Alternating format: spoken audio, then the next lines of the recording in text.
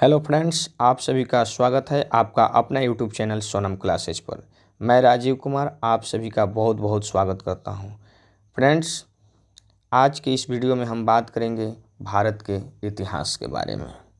Friends, Bharat का इतिहास उत्तर में हिमालय से लेकर दक्षिण में समुद्र तक फैला यह उपमहाद्वीप भारतवर्ष के नाम से जाना जाता है। भारतवर्ष के नाम से जाना जाता है, जिसे महाकाव्य तथा पुराणों में भारतवर्ष अर्थात भारतों का देश तथा यहाँ के निवासियों को भारतीय अर्थात भारत की संतान कहा गया।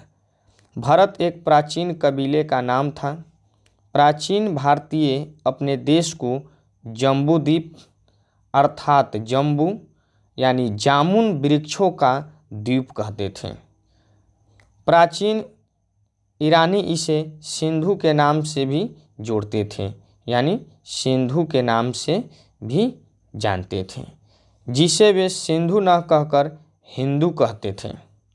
यही नाम फिर पूरे पश्चिम में फैल गया और पूरे देश को इसी एक नदी के नाम से जाने लगा। यूनानी इसे इंदे और अरब इसे हिंद कहते थे। मध्यकाल में इस देश को हिंदुस्तान कहा जाने लगा। यह शब्द भी फारसी शब्द हिंदू से बना है। यूनानी भाषा के इंदे के आधार पर अंग्रेज इसे इंडिया कहने लगा। विंध्य की पर्वत श्रृंखला देश को उत्तर और दक्षिण दो भागों में बांटती है। उत्तर में इंडो यूरोपीय परिवार की भाषाएं बोलने वालों की और दक्षिण में द्रविड़ परिवार की भाषाएं बोलने वाले का बहुमत है।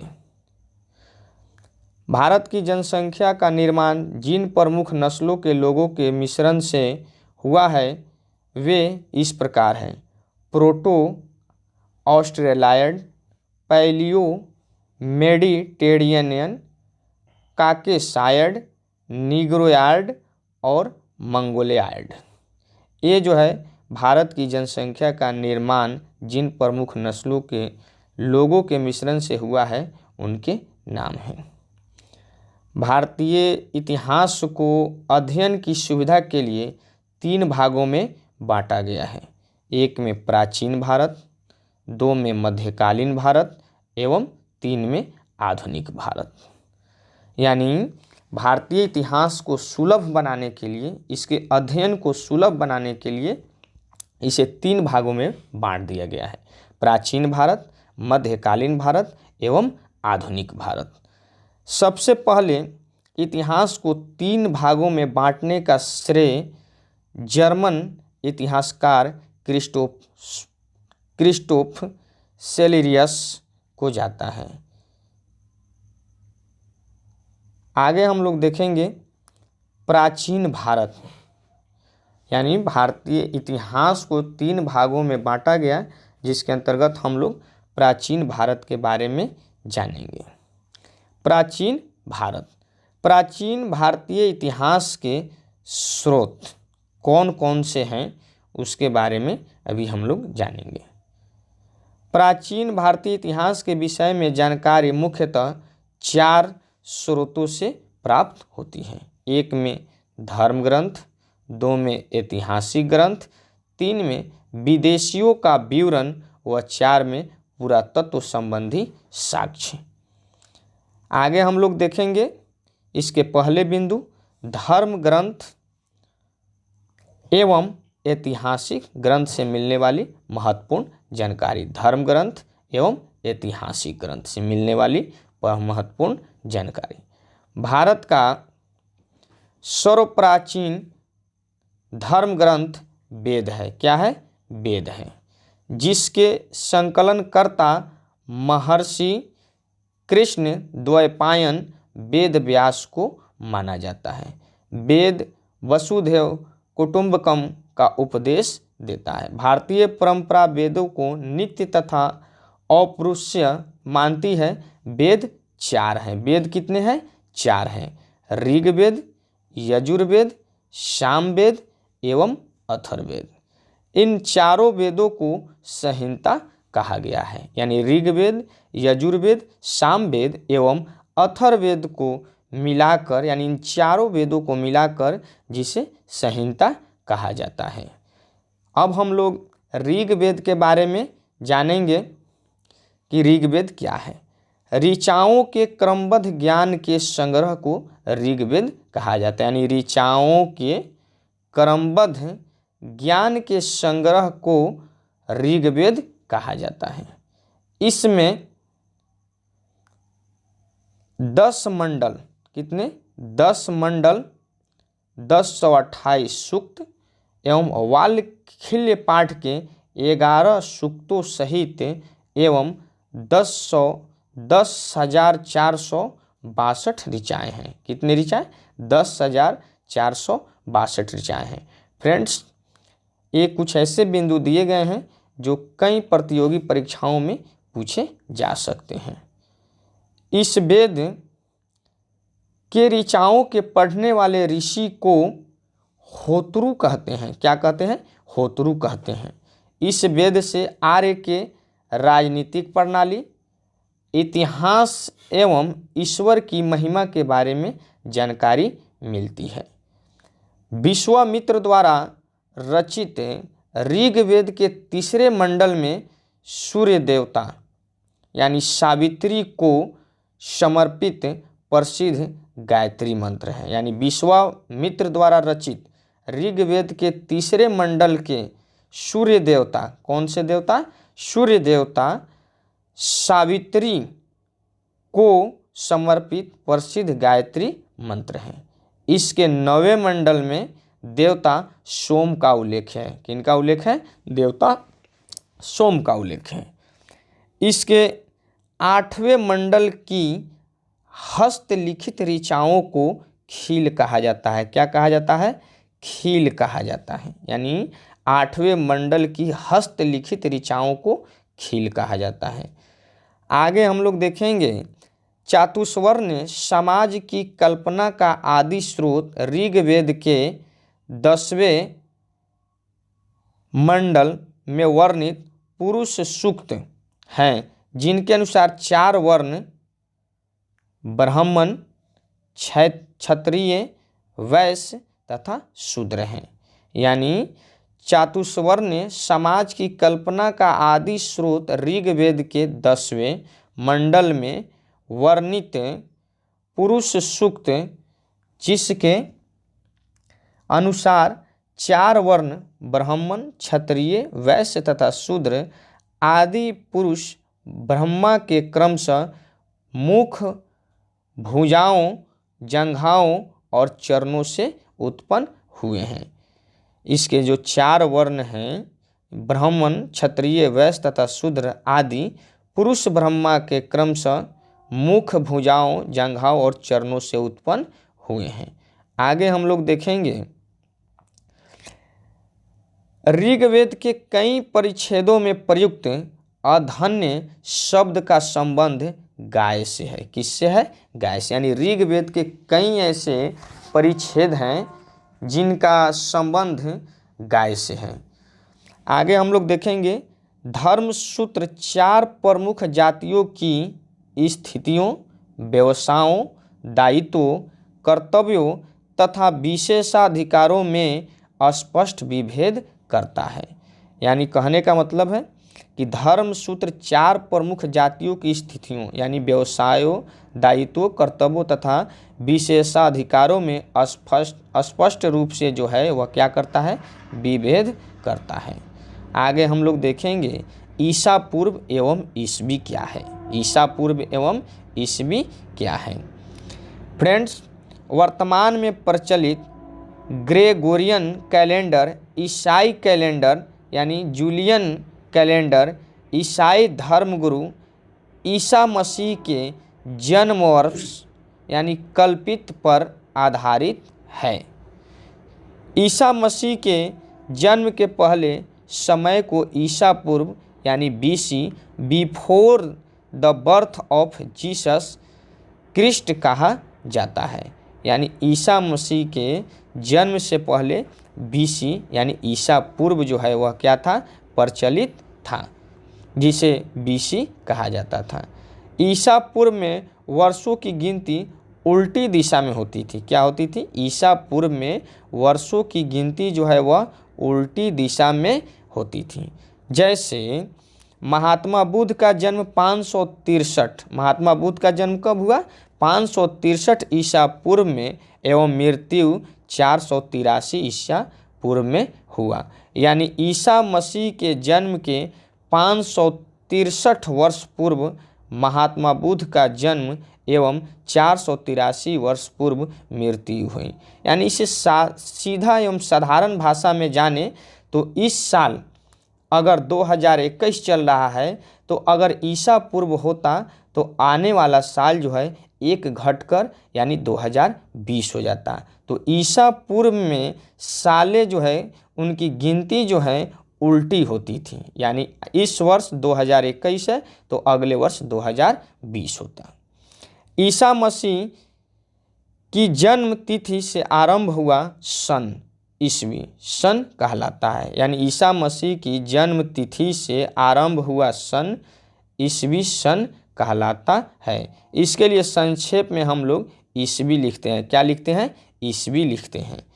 ईस्वी को यानी ईस्वी को लैटिन भाषा के शब्द एडी में लिखा जाता है।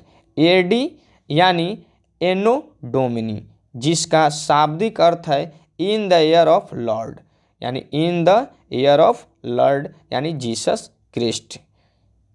आगे हम लोग देखेंगे वामनावतार के 3 पगों के व्याख्यान का प्राचीनतम स्रोत ऋग्वेद है। यानी कहने का मतलब वामनावतार के 3 पगों के आख्यान का प्राचीनतम स्रोत जो है वह क्या है? ऋग्वेद है। ऋग्वेद में इंद्र के लिए 250 तथा अग्नि के लिए 200 ऋचाओं की रचना की गई है। प्राचीन इतिहास के साधन के रूप में वैदिक साहित्य में ऋग्वेद के बाद शतपथ ब्राह्मण का स्थान है। किनका स्थान है? शतपथ ब्राह्मण का। यानी प्राचीन इतिहास के साधन के रूप में वैदिक साहित्य में ऋग्वेद के बाद शतपथ ब्राह्मण का स्थान है। आगे हम लोग देखेंगे यजुर्वेद सस्वर पाठ के लिए मंत्रों तथा बलि के समय अनुपालन के लिए नियमों का संकलन यजुर्वेद कहलाता है। क्या कहलाता है? यजुर्वेद कहलाता है। इसके पाठकर्ता को अर्धयु कहते हैं। यानी कहने का मतलब है कि यजुर्वेद सस्वर पाठ के लिए मंत्रों तथा बलि के समय अनुपालन के लिए नियमों का संकलन यजुर्वेद कहलाता है। इसके पाठकर्ता को अर्धवर्यु कहते हैं।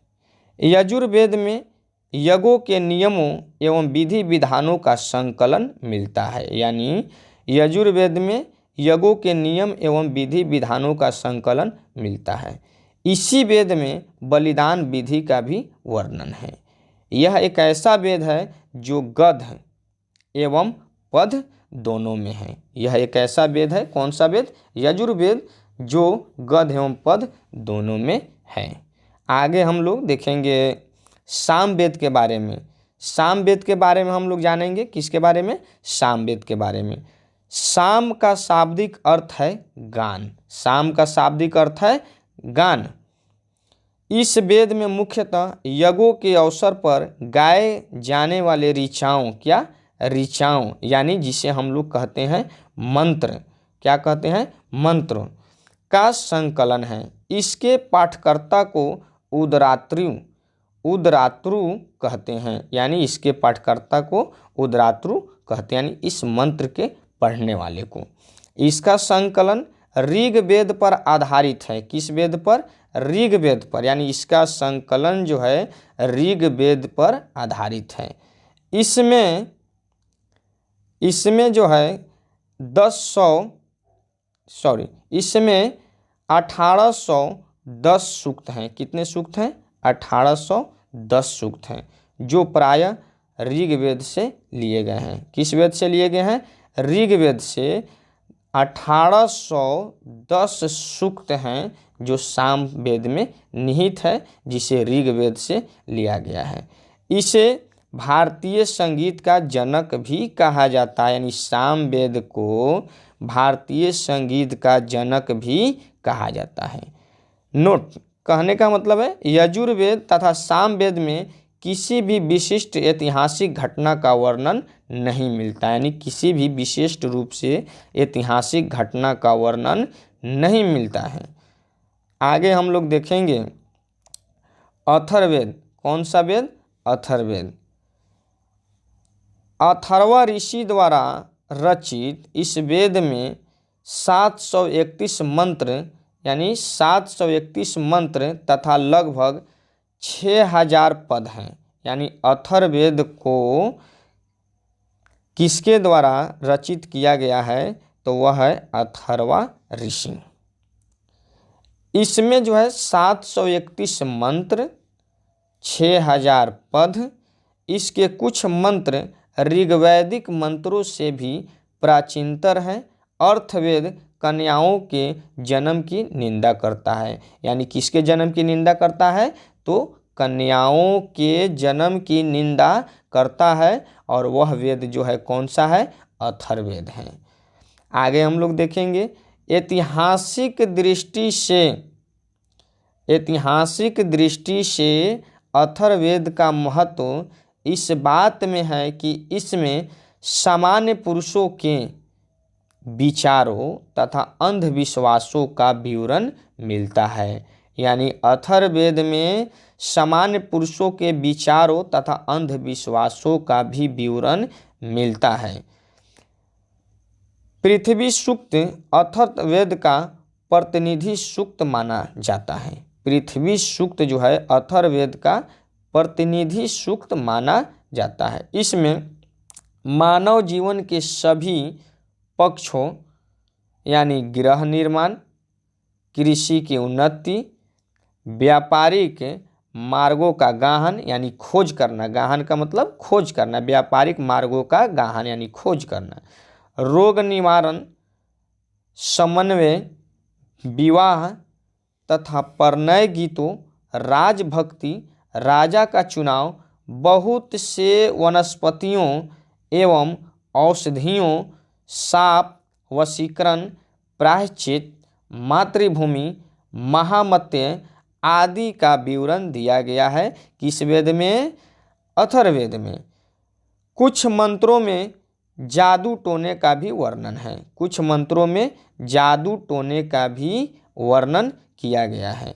अथर्ववेद में परीक्षित को कुरुओं का राजा कहा गया है तथा कुरु देश की समृद्धि का अच्छा चित्रण मिलता है। यानी अथर्ववेद में परीक्षित को कुरुओं का राजा कहा गया है तथा कुरु देश की समृद्धि का अच्छा चित्रण मिलता है। आगे हम लोग देखेंगे इसमें सभा एवं समिति को प्रजापति की 2 पुत्रियां कहा गया। यानी इसमें सभा एवं समिति को प्रजापति की 2 पुत्रियां कहा गया है। वेदों की भी कई शाखाएं हैं जो वैदिक अध्ययन और व्याख्या से जुड़े विभिन्न दृष्टिकोणों का प्रतिनिधित्व करती है। शाकल शाखा, यानी कौन सा शाखा? शाखल शाखा ऋग्वेद से जुड़ी एकमात्र जीवित शाखा है। यानी अगर कोई प्रश्न आ जाए कि ऋग्वेद से जुड़ी एकमात्र जीवित शाखा क्या है, तो वह होगा शाखल शाखा। यजुर्वेद को शुक्ल यजुर्वेद, यानी यजुर्वेद को हम लोग क्या कहेंगे? शुक्ल यजुर्वेद और कृष्ण यजुर्वेद 2 शाखाओं में बांटा गया है। यानी यजुर्वेद को शुक्ल यजुर्वेद और कृष्ण यजुर्वेद यानी 2 शाखाओं में बांट दिया गया है। उसके बाद है माध्य निंदन और कान्नौ, यानी माध्य निंदन और कान्नौ शुक्ल यजुर्वेद अथवा वाजन वाज सने संहिता की शाखाएं हैं। वाज सने संहिता की शाखाएं माध्य निंदन और कानव जो है वह क्या है, वाचनों की संहिता की शाखाएं हैं। कृष्ण यजुर्वेद से जुड़ी शाखाएं काठक हैं, यानी कृष्ण यजुर्वेद से जुड़ी शाखाएं काठक, कनिष्ठल, क्या कनिष्ठल, मैत्रेयानी और तैत्तिरीय है। यानी कृष्ण यजुर्वेद से जुड़ी शाखाएं काठक, कनिष्ठल, मैत्रेयानी और तैत्तिरीय हैं। कौथुम रामायणीय एवं जैमिनीय या तलवाकर सामवेद की शाखाएं हैं। यानी कौथुम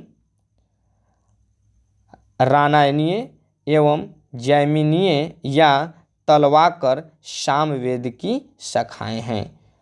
अथर्ववेद की शाखाएं शौनक और पैपलाद है। अथर्ववेद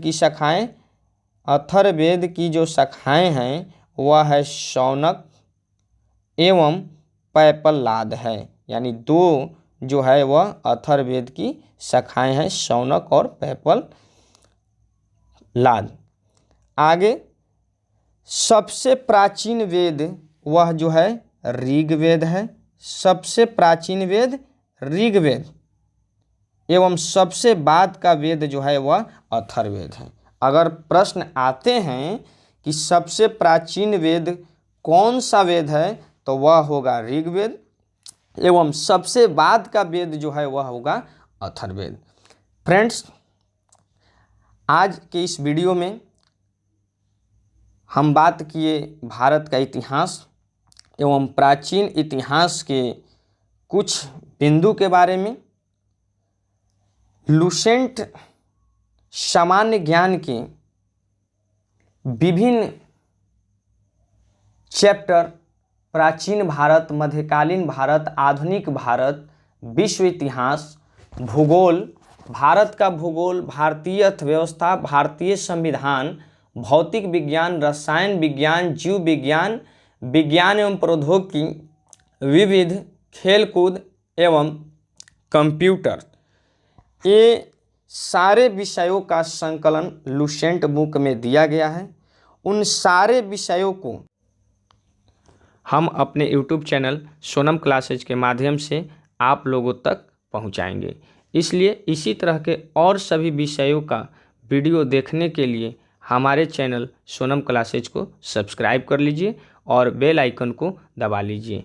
इससे क्या होगा, आप तक जो हम वीडियो अपलोड करेंगे उसका नोटिफिकेशन पहुंचता रहेगा। तो फ्रेंड्स, आप हमारे चैनल को लाइक और सब्सक्राइब करना मत भूलिएगा। फ्रेंड्स, अगले वीडियो में हम आपसे फिर मिलते हैं और विषयों के साथ। तब तक के लिए जय हिंद।